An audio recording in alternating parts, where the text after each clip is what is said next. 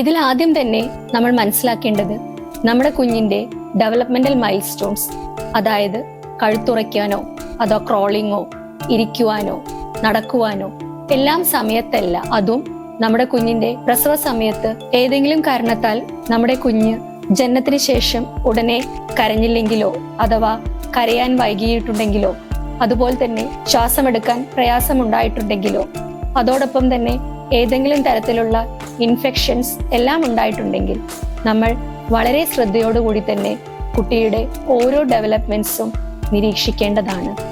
ഇവിടെ ഏതെങ്കിലും തരത്തിലുള്ള ഡെവലപ്മെന്റൽ ഡിലേ ഉണ്ടെങ്കിൽ ഉടനെ തന്നെ നമ്മൾ നമ്മുടെ ഡോക്ടറെ അടുത്ത് സമീപിക്കുകയും ഒരു മൾട്ടി ഡിസിപ്ലിനറി ടീം പ്രൊഫഷണൽസിന്റെ സഹായത്തോടു കൂടി കുഞ്ഞിന് എന്തെല്ലാം തെറാപ്പികളാണ് വേണ്ടതെന്ന് നിർണ്ണയിക്കണം. ഇതിനെയാണ് നമ്മൾ ഏർലി ഇന്റർവെൻഷൻ തെറാപ്പി എന്ന് പറയുന്നത്.